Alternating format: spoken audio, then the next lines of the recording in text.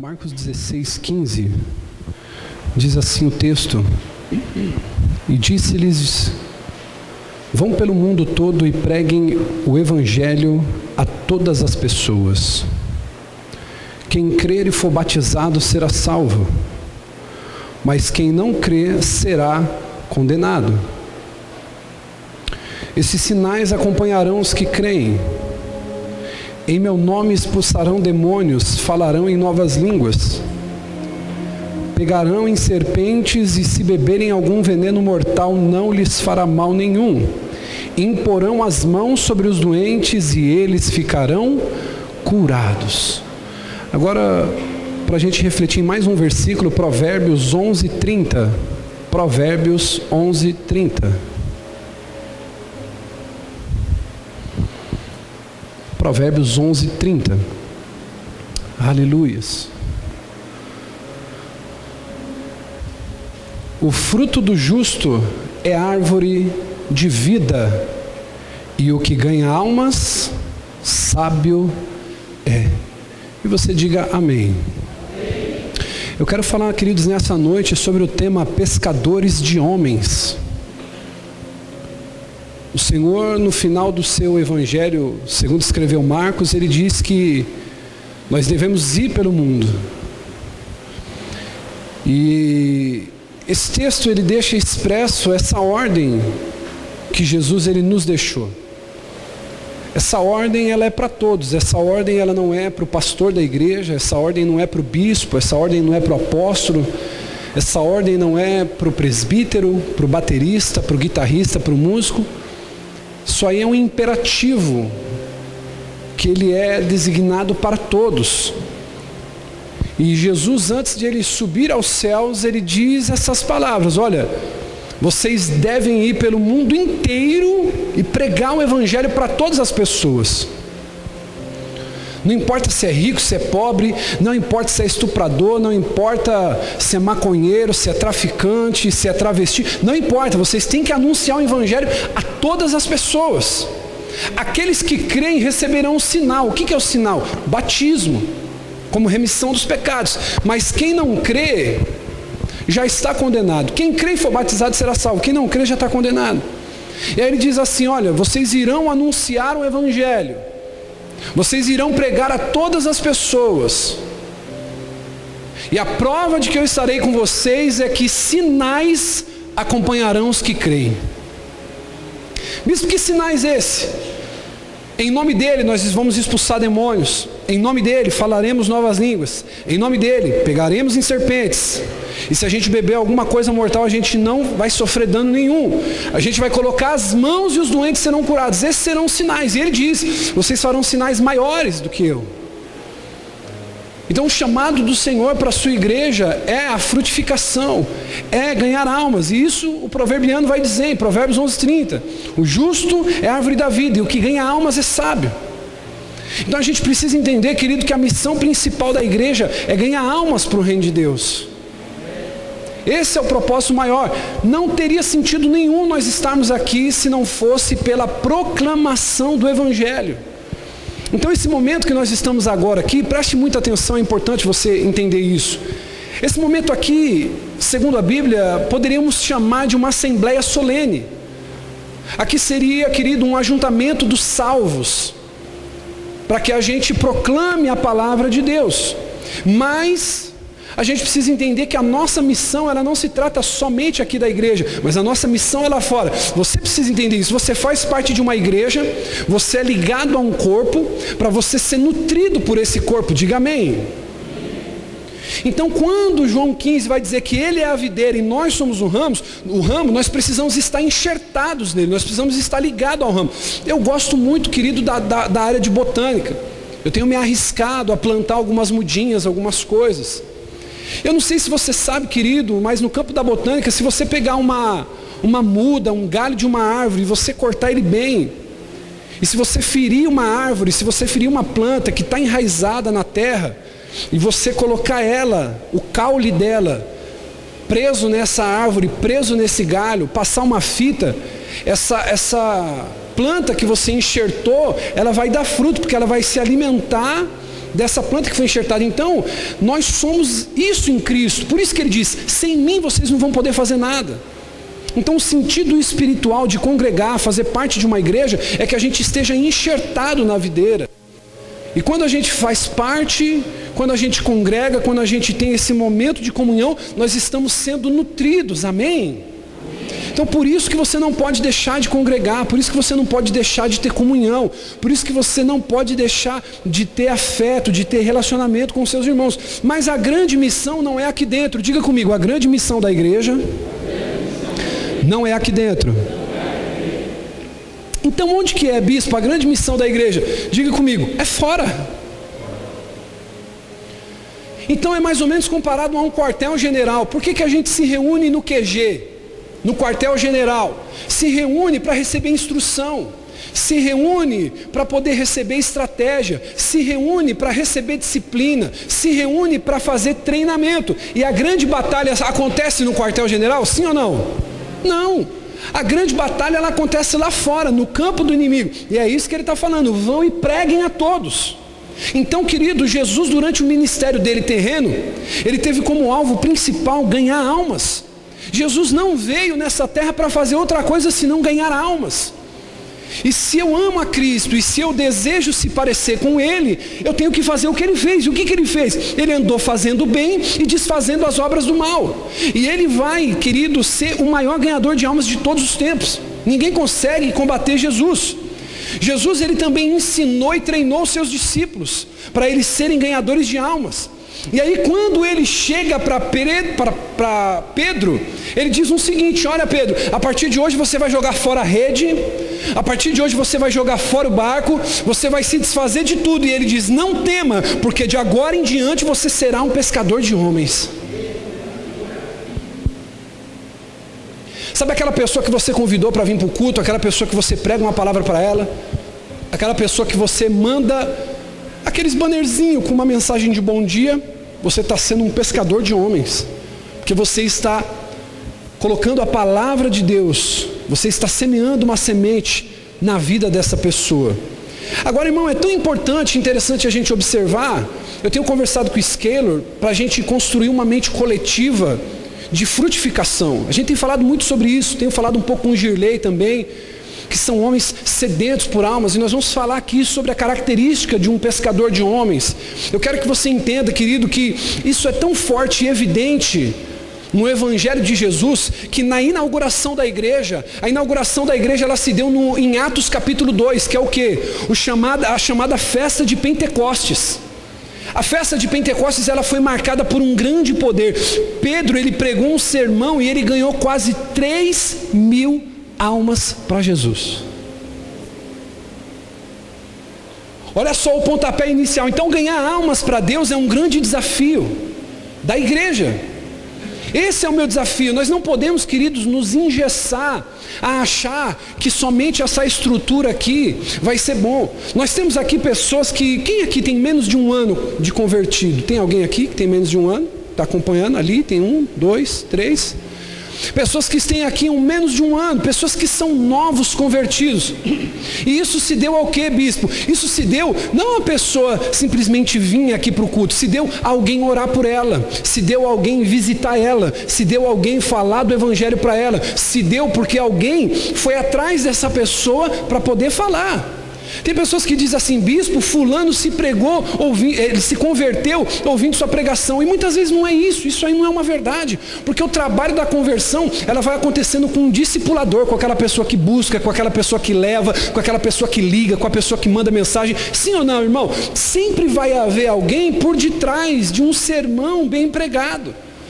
Então o sermão ele vai ser aquele ponto de ebulição que a pessoa ela vai de fato ter aquela decisão de falar, olha, a partir daqui eu decido viver um tempo novo.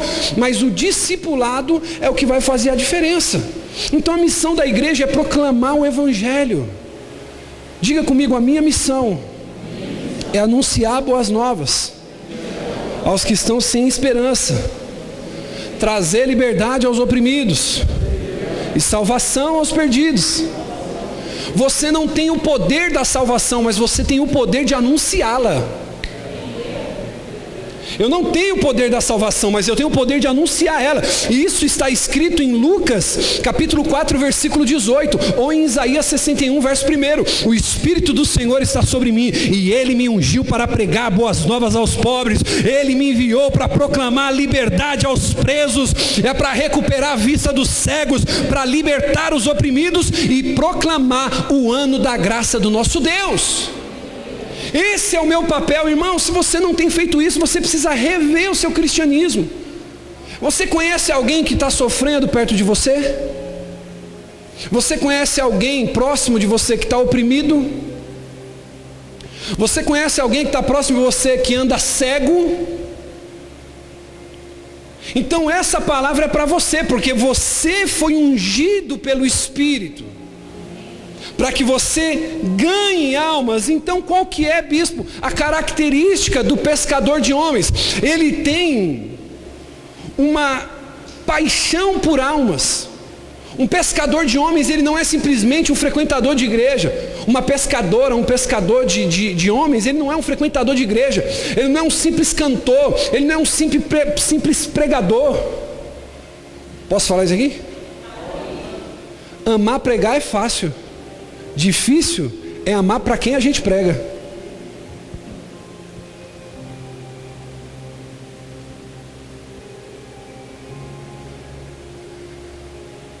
Tem gente que ama pregar, filho. Bispo, eu amo pregar. Diga comigo, pregar é fácil. Não, pode ser melhor, pregar é fácil. Difícil é amar para quem eu prego.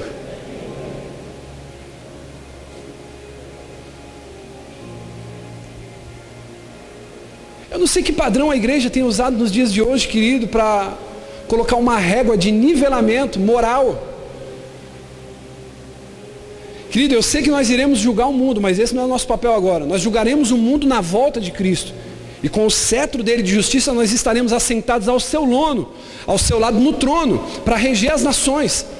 Mas o pescador de homens, ele tem uma característica evidente na vida dele. Ele tem paixão pelas almas. Isso pulsa na veia dele. Marcos capítulo 6, versículo 34, vai dizer assim, ó: e Jesus saindo, viu uma grande multidão.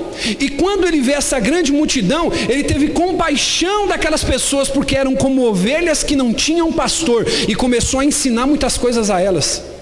Sabe, irmão, uma das características que evidenciam a sua conversão é o amor pelas almas, é a paciência pelas almas.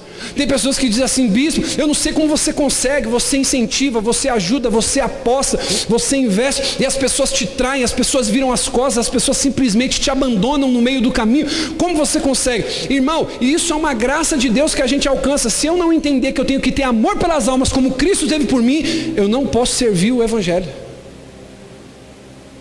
A pergunta que eu quero te fazer: Deus tem sido paciente com você, sim ou não? Irmão, se Deus fosse me fulminar pelos meus pecados, eu não vou dizer nem que eu não subiria aqui, eu não conseguiria nem sair de casa. Deus tem sido paciente com você, sim ou não? Mas por que você não consegue ser paciente com o teu próximo? Deus tem perdoado seus pecados, sim ou não? Tem alguém aqui que foi orar e falou assim: ó, bispo, Deus não me perdoou? Teve alguém aqui? Por que você não consegue perdoar o pecado do seu próximo? Então o pescador de homens, ele tem essa paixão por almas. E essa paixão por almas, querido, ela é seguida de uma intercessão profunda por essas almas. Eu estava vendo hoje um post de um rapaz no Facebook ou no Instagram, não lembro. Em teoria é até bonito, é uma frase de algum rapper, não sei. E essa frase diz assim, eu achei interessante: a sua maldade é muito fraca ou muito pequena perto das orações da minha mãe. Ou seja, ele estava se escondendo, se blindando na oração da mãe, né? Então tipo assim, nenhum mal vai me acontecer porque a minha mãe ora muito por mim. Tem gente que diz assim, né? Filho de peixe, filho de pastor. Só que muitas vezes não é assim. A gente muitas vezes quer se esconder atrás de uma proteção. Ah não, porque o meu pai é pastor. Vai, se enfia em frente da bala então, bonito, para você ver. Você não vai tomar uns pipocos lá e você não vai embora. Então a gente não pode, querido, querer se esconder atrás de uma oração de alguém. Porque o que Deus tem para a nossa vida, diga assim, é individual. É individual. Então a gente muitas vezes olha e vê que as pessoas se escondem atrás de um rótulo que diz assim, não, olha, a minha mãe é pastor, o meu pai é pastor e comigo vai estar tudo bem. Não, querido, Deus ele tem uma individualidade com cada um de nós. E a Bíblia diz que o pai não vai levar o pecado do filho e o filho não vai levar o pecado do pai. A alma que pecar, essa vai morrer. Então o que você precisa entender é que aquele que é pescador de homens, ele tem um amor por almas e ele intercede por essas almas. Efésios capítulo 3, versículo 14, olha o que Paulo vai dizer: por causa disso me ponho de joelhos perante o Pai de nosso Senhor Jesus Cristo. Gênesis capítulo 30, versículo 1, olha o que diz: dai-me filhos, se não morro. Foi a oração de quem? De uma mulher que estava vendo seu marido Eucana tendo vários filhos, e ela mesmo, Ana, mãe de Samuel, não podia ter filhos, então ela diz assim: Senhor, me dá filhos, senão morro. Então, queridos, a gente precisa entender que não basta a gente ter um amor por almas, mas a gente precisa orar por elas. Diga aleluia. Então, se eu amo uma pessoa, logo, por amar, o que eu faço por ela? Eu oro. E a terceira evidência e característica desse pescador de homens, ou dessa pescadora de homens, ele ama profundamente as almas, ele ora por almas e ele prega o evangelho da salvação. Não é o evangelho da prosperidade, não é o evangelho da bem-aventurança, é o evangelho de salvação. 1 Coríntios 9,16, olha o que Paulo vai dizer: porque se anuncio o evangelho, não tenho do que me gloriar, pois é imposta essa obrigação para mim, e ai de mim se não anunciar o evangelho. Então, queridos, nós precisamos entender que uma mentalidade cristã, você precisa deixar isso muito definido dentro da tua mente, que em qualquer momento da sua vida você precisa estar pronto para pregar o evangelho. E quando eu falo de pregar o evangelho, não é você ter um tablet, não é você ter uma Bíblia e um sermão escrito, mas é você falar das experiências, daquilo que Deus tem feito na sua vida, daquilo que você tem vivido com o seu amado. Amém? Então olhe para mim, redobre sua atenção, querido, você que está aqui essa noite, você como um pescador de homens, você tem uma grande responsabilidade como igreja. Nós como igreja temos uma grande responsabilidade. Tem pessoas que estarão diante de Deus naquele grande dia e vão ter que prestar conta porque ficaram 10 anos dentro de uma igreja e não conseguiram levar uma alma para poder assistir um culto. Vão ter pessoas que vão ter que prestar conta diante de Deus, porque Deus vai perguntar assim: calma aí, você bebia da água da fonte da vida toda quarta, todo domingo, toda reunião, você toda vez recebia da fonte da água da vida e você não compartilhava para ninguém, essa água parava só em você? Que Deus é esse que você diz que serviu por anos, mas você não anunciou, você não falou das benevolências, você não falou do bem que Ele fez, você não anunciou as grandes obras que Ele tem feito? A Bíblia diz que os montes estremecem diante do nosso Deus, e a gente não anuncia, não diz nada, estamos quietos, calados. Isso é uma obrigação minha. Então nós temos uma grande responsabilidade. Por quê? Porque você foi enviado. Você não foi enviado por mim, você foi enviado por Jesus. Quem crê em Jesus aqui, irmão?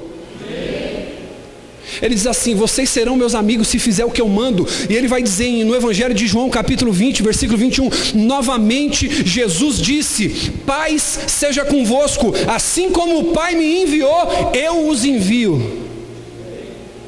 Eu sou enviado, para quê, bispo? Para anunciar a palavra, para anunciar boas novas. Eu sou enviado, querido, para poder orar pelos enfermos. Eu sou enviado para poder anunciar liberdade aos presos, vista aos cegos, para anunciar um ano aceitável do nosso Deus. Não se trata, irmão, olha para mim, na geração de hoje, eu sou coach, querido, eu sou pastor palestrante. Não se trata de motivação, não se trata de pensamento positivo, não se trata de você ter uma mente ligada às coisas do futuro, mas se trata de uma palavra de vida e uma palavra de vida eterna que vai acontecer. Quando, querido, a palavra profética vem sobre a sua vida, não quer dizer que tem alguém sendo vidente ou lançando palavra para você de energia, palavra de motivação, mas é palavra profética, e isso nós precisamos entender bem a diferença. Palavra de motivação e palavra profética. Muitas vezes nós vamos precisar de uma palavra de motivação. Muitas vezes nós vamos precisar, querido, de uma palavra que dê ânimo. Mas tem hora que quando vir a palavra profética, nós temos que ter discernimento para saber a diferença. A pergunta que eu quero fazer para você: quem tem sido você? Você tem tido as palavras proféticas de vida eterna? Ou você só tem sido uma pessoa que não, vai dar tudo certo? Então a nossa responsabilidade é grande. Por quê, bispo? Porque nós fomos enviados. Você tem um envio sobre as suas costas. Você tem uma missão. E você precisa entender que Ele te enviou. E você deve pregar a palavra. O envio é para que você anuncie boas novas. Olha o que diz em 2 Timóteo, capítulo 4, versículo 2. Pregue a palavra. Abre para mim, filho, bem rapidinho, por favor. 2 Timóteo 4, 2. Olha o que Paulo vai dizer. Pregue a palavra. Esteja preparado a tempo e fora de tempo. Repreenda, corrija, exorte com toda a paciência e doutrina. Isso é muito poderoso. Nós temos que pregar em tempo e fora de tempo. No feriado, querido, eu tive reunido com alguns familiares. Nós tivemos uma segunda-feira de descanso. E eu não perdi a oportunidade de poder falar para algumas pessoas que estavam ali que elas deviam buscar a Jesus. Porque, irmão, do que adianta você ter carro, você ter casa, ter uma piscina top na sua casa, ter dinheiro na tua conta, tá tudo quitadinho, e quando você se for, a quem você vai prestar conta de tudo que tem feito?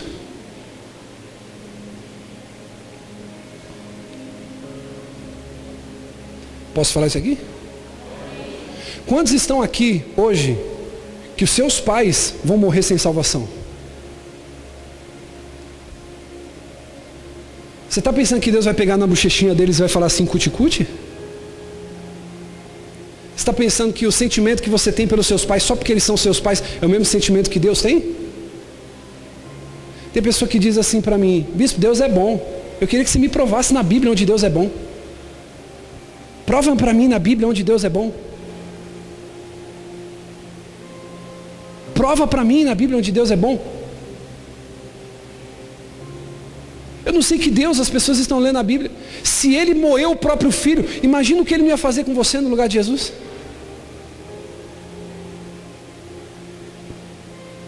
Tem gente que diz, bispo, não, Deus é bom. Deus Ele só é bom com você hoje porque teve alguém que pagou o preço da sua culpa. Tem gente que diz assim, bispo, Deus é bom, Ele me perdoou. Ei! Ele perdoou você, mas alguém teve que ser esmagado igual cana. Você já tomou caldo de cana, irmão? É o que aconteceu com Jesus. Ele foi moído para levar a tua culpa e a minha culpa. Ou seja, diga assim, a dívida foi paga, não foi perdoada. Já parou para pensar por esse lado? Não, bispo, Deus me perdoou. Opa, calma aí, a dívida foi paga. O que Jesus diz?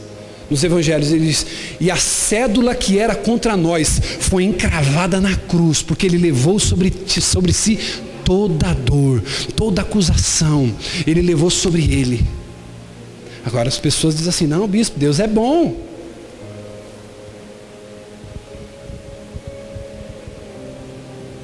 Posso dizer isso aqui para você, sim ou não? Tem gente que acha lindo ver aqueles filmes de Jesus.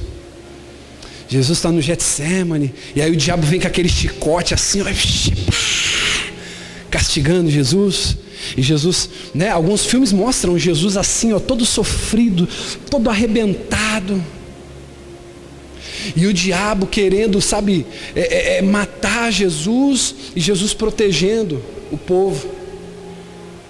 A ira do diabo contra Jesus. Quem já viu algum filme assim? Quem já viu, irmão? Levante a mão, quem já viu algum filme assim? Posso dizer uma coisa para você? Você precisa ler mais Bíblia, que isso aí é a mais pura mentira que existe. Me pergunte por quê, bispo? Você precisa ler a Bíblia direito, em nome de Jesus. Na Bíblia não tem uma menção, diga comigo, uma menção de que o diabo castiga Jesus. Não existe uma menção. A Bíblia vai dizer, pastor Márcio, que no Getsemane, ele vai beber um cálice e ele diz assim: Pai, se for possível, afasta esse cálice de mim, conforme seja, mas entretanto, seja feita a tua. E o que é esse cálice que Jesus bebe? É o cálice da ira e do furor de Deus. O castigo que cai sobre Jesus não é a fúria do diabo. O castigo que cai sobre Jesus é a fúria de um Deus ávido por cobrança de pecado. Bispo, por que eu preciso pregar? Por que eu preciso anunciar? Sabe por quê? Porque existe um Deus furioso para cobrar a dívida do pecado. Então o papel de Jesus, irmão, o diabo é coadjuvante dos coadjuvantes. Por isso que ele já foi derrotado. E tem gente que tem medo do capeta. Irmão, você não tem que ter medo do diabo, você tem que ter medo de Deus. Tem gente que diz assim, posso falar? Eu não vou falar isso aqui não, posso falar? Tem gente que diz assim, bispo, só Deus pode me julgar. Meu Deus, irmão, toma cuidado. Bispo, por quê? Porque Deus mata e não vai preso. Se ele tapar uma veia dentro do teu cérebro agora e falar, chegou o fim, quem processa ele? Quem prende ele?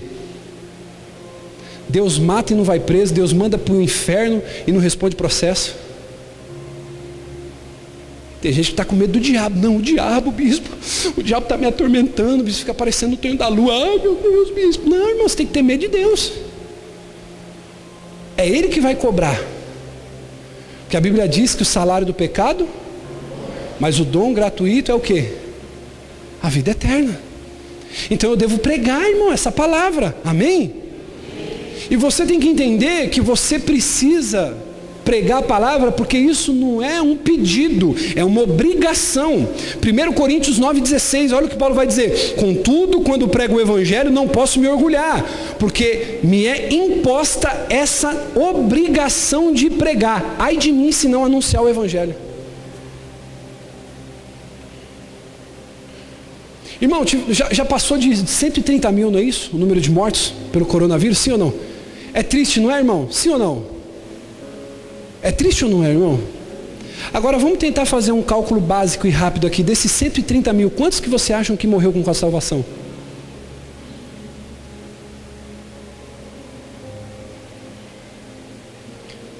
Escute o que eu vou dizer para você depois não deturpar o que eu vou falar. Não precisa de interpretação, mas pode ter gente que use um sentido dúbio do que eu vou falar aqui. Escute isso. Mais triste do que 130 mil mortes é o paradeiro eterno dessas mortes. E isso é responsabilidade de quem? Do governo? Isso é responsabilidade do Bolsonaro? Isso é responsabilidade do Lula? Posso falar uma coisa para você? Enquanto você está defendendo verde, amarelo, vermelho, enquanto você está defendendo direita, esquerda, tem gente morrendo e indo para a eternidade no inferno. E isso é sério. Então nós somos obrigados a pregar a palavra. Sabe, irmão, você não foi chamado para ser amigo do mundo. O problema é esse, que a gente quer viver um evangelho descolado. A gente quer viver um evangelho modernizado. E qualquer coisa que você faça mais para servir o seu Deus, você é uma pessoa... Fugiu a palavra agora, aquela pessoa que você é fanático. Se você diz para a tua família assim, olha, deu 5 horas, eu vou ir tomar um banho porque eu vou para a igreja, você é um fanático. Ah, bispo, mas olha, eu estou num momento de família, eu estou aqui numa coisa bem legal. Irmão, tem momentos que você deve fazer isso, não vem para o culto não, aqui nós ensinamos isso, falte mesmo. Amém? Falte mesmo. Agora o que você não pode é faltar 3 meses seguidos no culto, irmão, e vir uma vez. Aí tem alguma coisa errada. Agora você está vindo 1 mês, você está vindo 2 meses certinho, 3 meses certinho. Bispo, olha, eu preciso ter aquele momento em família. Irmão, faça isso. Se você passou mais de 2 meses, 3 meses, sem ter um momento em família, um jantar, um almoço, alguma coisa, aí você está em pecado também. Então você tem que fazer isso, você precisa ter tempo com eles, amém? Então eu preciso pregar, eu preciso dar frutos. Olhe para mim, irmão, isso aqui é muito sério. Você precisa dar frutos. Jesus, ele estava caminhando pelas ruas de Jerusalém. Ele sentiu fome. E quando ele avista uma figueira, a primeira coisa que ele diz assim: estourei no norte, vou pegar uns frutinhos dessa figueira e vou comer. Quando ele chega, ele começa a olhar para aquela figueira e ele não encontra fruto nenhum. E o que Jesus ele faz? Amaldiçoa a figueira e ela seca. Lembra como eu costumo ensinar aqui todo domingo, toda quarta-feira? Que Jesus nunca te ensinou a guardar, Ele sempre te ensinou a multiplicar o que você tem em qualquer área da sua vida. A única coisa que Jesus manda você guardar é o seu coração. Guarda o que tem, para que ninguém roube a tua coroa. Ele não ensina você a guardar ressentimento, Ele não ensina você a guardar mágoa, Ele não ensina você a guardar dinheiro, Ele não ensina você a guardar nada. Então, irmão, nós precisamos multiplicar, dar fruto. João 15,16. Vocês não me escolheram. Você não levantou um dia de manhã falando: eu vou me encontrar com esse Deus. Foi Ele que de maneira milagrosa, de maneira onipresente, Ele decretou o dia que você se encontraria com Ele, que Ele se revelaria a você. Se você, querido, dependesse de você para conhecer o Deus que você serve, você nunca iria buscá-lo. Por quê? Porque nós estávamos mortos em pecados. E o morto não ouve, o morto não cheira, o morto não sente gosto, o morto não vê, o morto simplesmente está morto. Mas Ele no tempo oportuno se revelou. E Ele diz: não foi vocês que me escolheram, mas eu os escolhi para irem. Olha o envio de novo. Diga comigo: água parada dá dengue. Crente parado fica dengoso. Posso falar uma coisa para você? Quem está com papel e caneta aqui, anote isso. Anote isso. Pega o celular agora, anote no bloco. Anote isso. Cristão que não trabalha, dá trabalho.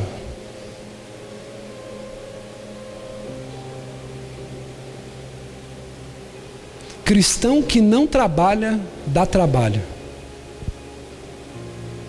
Você conhece alguém que não produz nada? Essa pessoa está dando trabalho. É um parasita. Então, nós precisamos fazer um envio. Não foi vocês que me escolheram, mas eu escolhi para irem e darem fruto. Não é só ir, mas você tem que ir para frutificar. Que o fruto permaneça, a fim de que o Pai conceda o que vocês pedirem em meu nome. Deixa eu adiantar aqui que a hora está passando. E aí o Senhor, Ele tem uma pergunta. Abre para mim. É o Panda, né? Cada dia ele parece estar com nome aqui, né? Os meninos põem tanto apelido nele. Cadê os cabelos voando aí, irmão? Você tá bonito, hein, filho? Põe para mim aí, ó, Isaías 6:8. Esse num menino estiloso aí, nossa camisa 10. Isaías 6:8. O Senhor, Ele tem uma indagação. Ele diz assim: quem enviarei? Quem irá por nós representar? Vamos contar até 3 aqui e ler bem alto, bem forte. 1, 2, 3.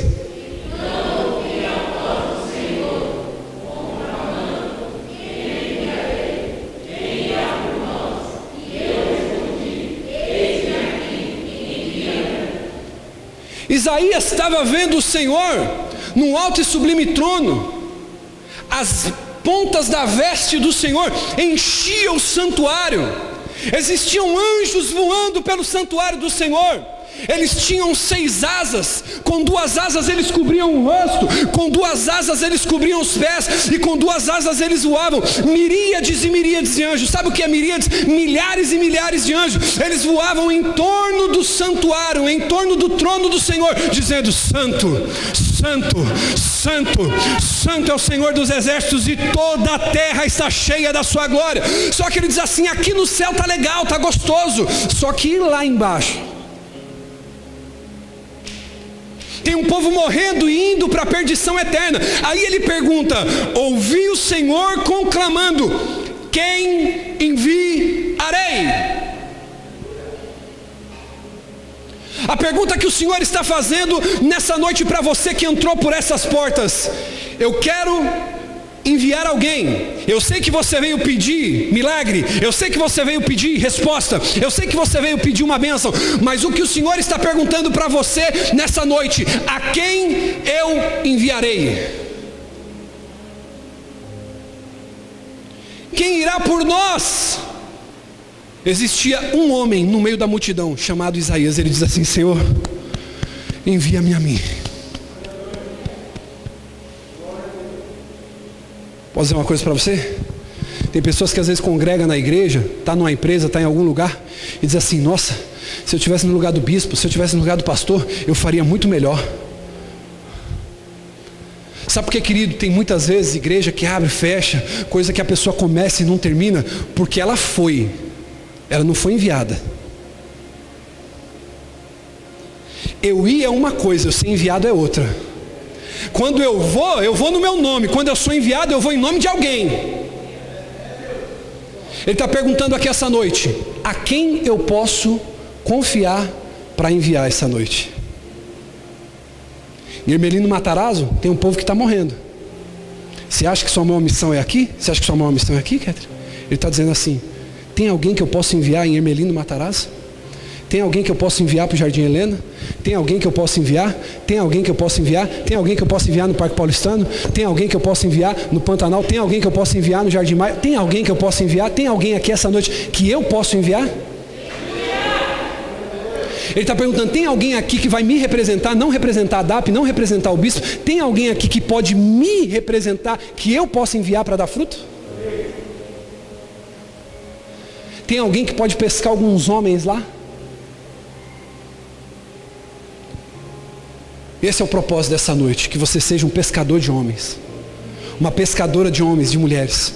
Mateus 4,19: e disse Jesus para Pedro: siga-me e eu te farei pescador de homens. Ô bispo, por que o Senhor me chama para ser um pescador de homens, uma pescadora de homens? E quando eu falo homem aqui, não é no sentido masculino, amém? É no sentido biológico de homem, falando de ser humano. Por quê? Porque essa missão é uma missão muito urgente. Diga comigo: é uma missão urgente.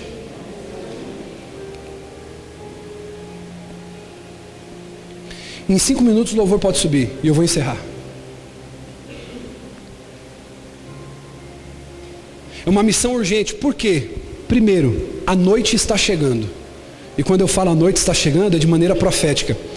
Evangelho de João, capítulo 9, versículo 4.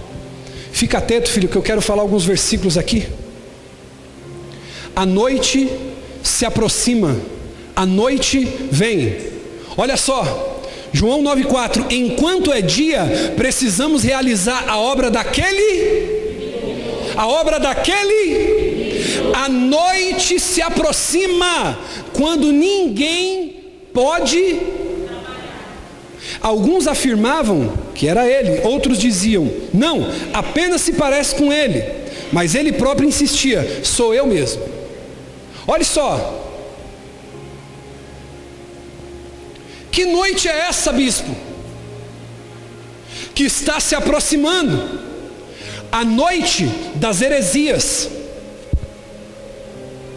a noite do ateísmo.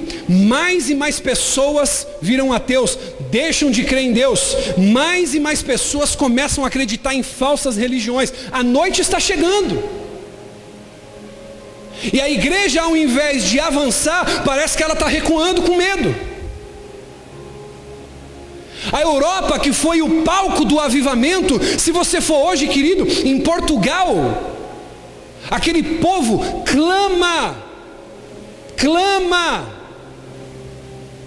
por Deus. A maioria das igrejas, querido, na Europa, que foram palcos do avivamento, que foram centros, querido, de um grande derramar de Deus, hoje viraram boates, hoje viraram museu, hoje virou lugar de apresentação de peça de teatro. A igreja está recuando, a noite se aproxima. A noite se aproxima, a noite do materialismo. As pessoas hoje estão mais preocupadas em enriquecer, em cuidar da profissão, em cuidar da sua vida financeira, do que com a presença de Deus. E ele diz, enquanto é dia, vamos trabalhar para aquele que nos enviou, porque está chegando a noite.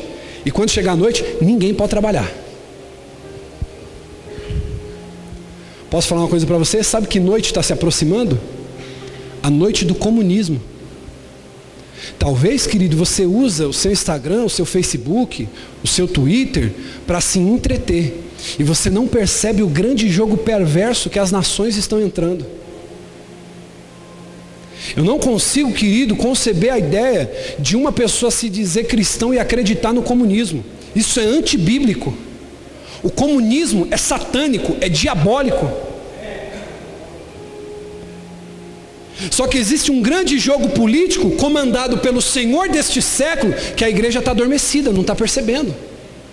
A noite se aproxima. Diga comigo bem alto, bem forte, a noite se aproxima. A noite do comunismo, a noite do ateísmo, do materialismo, a noite das drogas. Nunca antes na história as pessoas se envolveram tanto com droga, tanto com bebida alcoólica. Irmão, eu tenho nos meus arquivos a Bíblia do diabo, a Bíblia satânica. Eu vou dizer uma coisa para você, irmão. Se hoje eu ver uma pessoa adepta do satanismo, verdadeiro, satanismo real, você junta 100 cristãos, não dá um satanista. Você junta 100 cristãos, não dá um satanista, pela dedicação, pelo zelo que eles têm. Eu não vou aqui, querido, indicar isso para você poder ler. Mas é assustador o que a gente vê. Os macumbeiros, irmão, eu tenho alguns amigos, não íntimos, mas eu tenho amigos. Tem um pastor amigo meu que ele era babalorixá. E ele disse para mim assim: Cleiton, se os cristãos se dedicassem tanto ao seu Deus quanto os macumbeiros e os satanistas se dedicam ao seu Deus, o mundo seria outro. Para você passar um processo de degrau na mesa branca, eu estou falando macumba aqui, mas pode ser que eu esteja errado, eu esqueci o nome agora. Você precisa ficar 21 dias trancado dentro de um quarto. Você raspa toda a cabeça para você subir de degrau. Você raspa toda a cabeça, você fica 21 dias trancado dentro de um quarto. Existe uma pequena fresta dentro da porta, pastor Fábio, eles colocam a comida lá. Você defeca dentro do quarto, você urina dentro do quarto. Você faz tudo, 21 dias, se consagrando a uma entidade espiritual. Agora deixa eu falar uma coisa para você, posso falar isso aqui? Quando você fala para o crente fazer jejum, tirar o almoço, sabe o que você ouve? Esse bispo aí é religioso demais.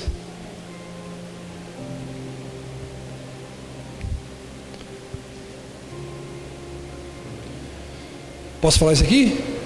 Ah, bispo, eu não posso jejuar não, minha barriga dói. Mas é para lascar tua barriga mesmo, infeliz. É para doer mesmo, o jejum é para machucar. 21 dias trancado dentro de um quarto. E tem cristão que reclama de tirar um café da manhã, sentir uma dorzinha de barriga, uma leve queimação, uma tontura. Sabe por que é urgente a missão dos pescadores de homens? Porque a noite se aproxima. Sabe por quê, bispa? É urgente a nossa missão de pescadores de homens, porque a Bíblia diz em Apocalipse 22, versículo 7, que a volta de Jesus se aproxima. Diz assim: eis que veio sem demora, feliz é aquele que guarda as palavras da profecia deste livro. Olhe para quem está do seu lado, diga para ele assim: você deve pregar. Diga. Porque a volta do noivo está cada dia mais perto. Ô bispo, por que eu devo anunciar? Por que eu devo ser um pescador de homens? Porque milhões, diga comigo, milhões de vidas estão morrendo. Provérbios capítulo 24, 11, sabe o que diz? Liberte, isso aqui é um imperativo, liberte aqueles que estão sendo levados à morte. Liberte os que estão sendo levados à morte. Socorra os que caminham trêmulos para a matança. Milhões de pessoas estão perecendo sem Deus no mundo. E olha para mim, você carrega a palavra de salvação. Talvez, irmão, a maior cobrança que Deus pode fazer de você não é dos pecados talvez que você cometeu. Eu estou conjecturando aqui, tente entender, não estou anulando, querido, o peso do pecado. Estou conjecturando para você entender a mensagem. Não estou amenizando o peso do pecado, amém?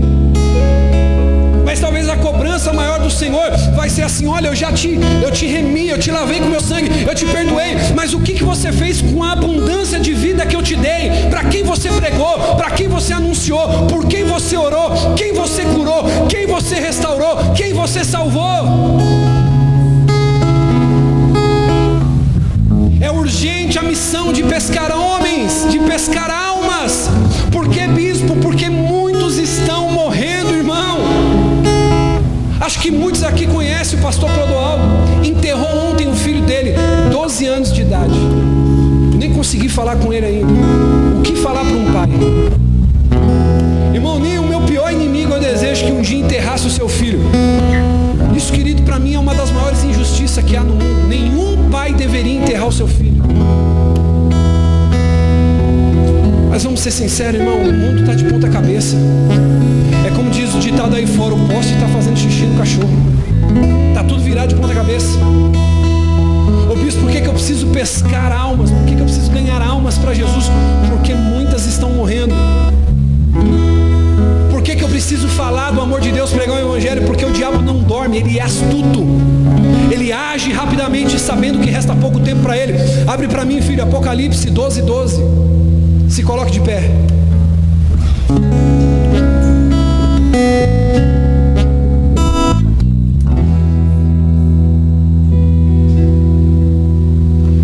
Vamos contar até 3 para ler bem alto, bem forte. 1, 2, 3. Portanto,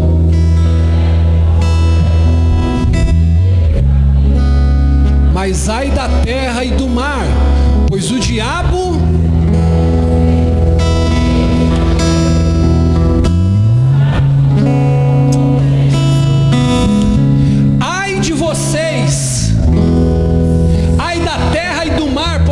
desceu até vocês.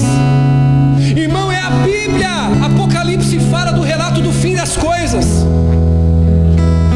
E o escritor diz: ai da terra e do mar, porque o diabo desceu até vocês. E ele está cheio do quê? De amor?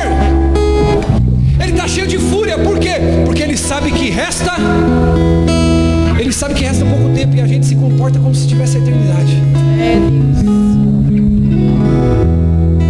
A gente precisa remir o tempo, irmão. Efésios capítulo 5, versículo 16. Sabe o que é remir o tempo? Você vai ver o que o texto vai dizer de Efésios 5,16. Bispo, por que ganhar almas é urgente? Porque o diabo está furioso. Ele sabe que tem pouco tempo. E ele quer tragar o maior número de almas para ele. Bispo, por que é urgente? Porque nós temos que remir o tempo. Olhe aqui para mim. Aproveitar o tempo ao máximo. Isso é remir o tempo. Cada oportunidade, aproveitando ao máximo cada oportunidade. Por quê? Porque os dias são maus. Bispo, por que é urgente ganhar almas? Eu encerro aqui Jeremias capítulo 8, 20. Jeremias 8:20. Passou a época da colheita, acabou o verão e não estamos salvos. Abre para mim, Jeremias 8:20. Lê comigo bem alto, bem forte. 1, 2, 3.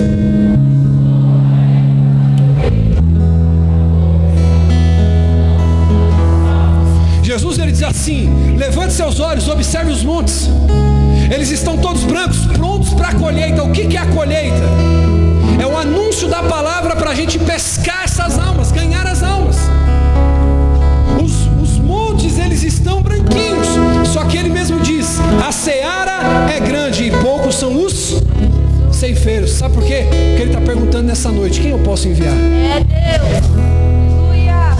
Você vai ganhar aquela pessoa que está lá no seu trabalho, irmão, fumando narguilha, arrebentando de beber tudo, lavado no pecado, tudo arrebentado, e você é um crente salvo, cheio de Deus, e você fica olhando com um olhar de julgamento, está falando assim: está vendo, infeliz, vai para o inferno. Deus está falando: será que é você que eu posso enviar lá? Queria que você perguntasse para pelo menos 3 pessoas, para 3 3 pessoas, diz assim: será que é você que Deus vai enviar? Pergunte para ele: será que é você que Deus vai enviar? Pergunte para ele: será que é você que Deus vai enviar? Irmão, tem pessoa que acha que acumular riqueza é ter sabedoria. Tem gente que acha que acumular conhecimento, vários diplomas, é sabedoria. Mas o Senhor, Ele diz: aquele que ganha almas é sábio. Aquele que ganha almas é sábio. E eu te dei motivos de sobra aqui. Eu quero convidar você agora. Você vai começar hoje a transformar teu ministério. Você vai ser um exímio pescador de homens, uma pescadora de homens a partir de hoje. Primeira coisa que a gente falou nessa noite: tem um amor por almas, amém? Amém. Segundo, quem lembra? Ora pelas almas. E o terceiro, prega. O primeiro já está no teu coração. Tem alguém que você ama, sabe? Tem alguém que está aí, essa palavra queimando no seu coração. Você fala: pô, aquele cara precisa dessa palavra. Aquele meu amigo, aquele meu parente, meu tio, minha tia, eu não sei. Tem alguém que está ardendo no seu coração e você fala: essa pessoa precisa se converter. Porque amanhã, querido, se essa pessoa se for embora, não haverá salvação para ela. E o terceiro, pregar a palavra. Eu quero, querido, que você agora, nesse momento, feche os seus olhos e você vai estender as suas mãos de maneira profética.